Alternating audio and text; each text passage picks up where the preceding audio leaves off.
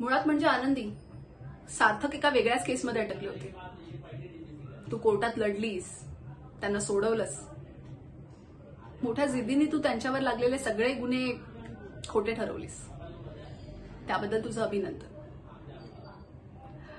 मुळात म्हणजे ही केस ही फार विचित्र होती. म्हणजे तुझ्या पहिल्या नवऱ्याच्या खुनाच्या आरोपाखाली तुझ्या दुसऱ्या नवऱ्याला अटक झाली होती. पण हे सगळं खोटं आहे, हे तू कोर्टाच्या समोर आणलंस, बरोबर? पण मला एक सांग, तुझा आणि त्याचा डिवोर्स झाला होता, राईट? मग तरीही तो तुझ्या मागे काय यायचा? आणि तुझी आणि सार्थक सरांची ओळख म्हणजे तुझ्या डिवोर्सच्या आधी झाली होती की तुझ्या डिवोर्सच्या नंतर?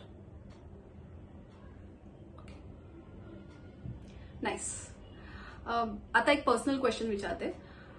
आय मीन आनंदी, डिवोर्सी बायकांचा भूतकाळ हा नेहमी त्यांच्या वर्तमानात डोकावत असतो.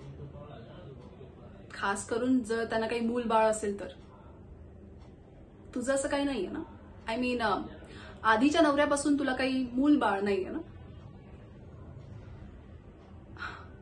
नाही, पण आम्हाला मिळालेल्या माहितीनुसार आनंदी अगोदर प्रेग्नंट होती आणि मग तिने अबॉर्शन केलं. हो, पण आम्हाला मिळालेल्या माहितीनुसारच मी. हे बघा, राग मानू नका, पण हो हो कदाचित आम्हाला मिळालेली माहिती चुकीची पण असेल. Anyways thank you. तुम्ही फार छान इंटरव्ह्यू दिलात. थँक्यू.